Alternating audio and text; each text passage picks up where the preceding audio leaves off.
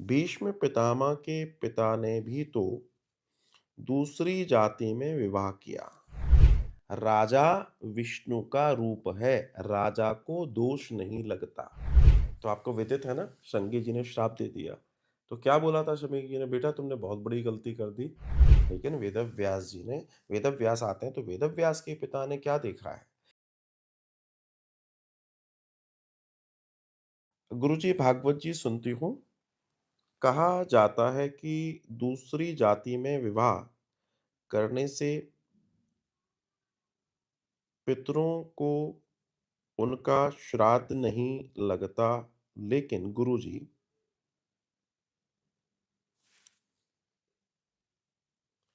भीष्म पितामह के पिता ने भी तो दूसरी जाति में विवाह किया।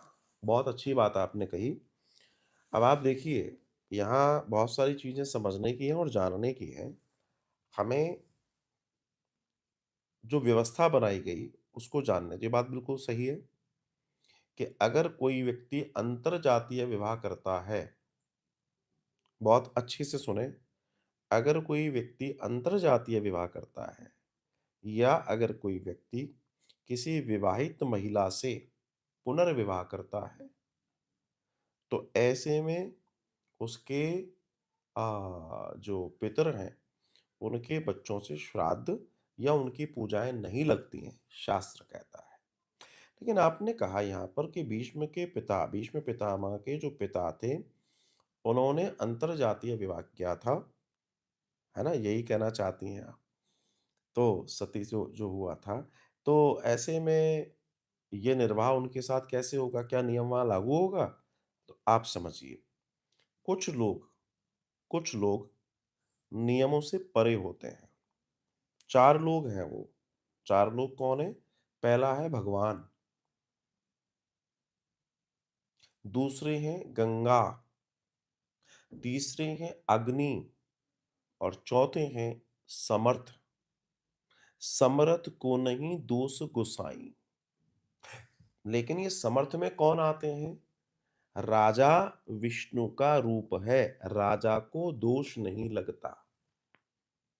भीष्म पितामह के पिता राजा थे और राजगद्दी पर बैठकर वो कहीं से भी विवाह कर सकता है, क्योंकि उसको राज्य, सत्ताएँ आदि चीज़ों नियमों का पालन करना है। उसका वो है सत्ता के लिए, सत्ता कैसे आगे बढ़े, इसलिए कभी भी राजा को दोष नहीं लगता। जैसे जब श्रृंगी, जो शमीक ऋषि जी के बेटे थे, जब पता लगा कि एक राजा ने इतना पाप कर दिया, मेरे पिता के गले में मरा हुआ साँप डाल दिया, तो आपको विदित है ना, श्रृंगी जी ने श्राप दे दिया।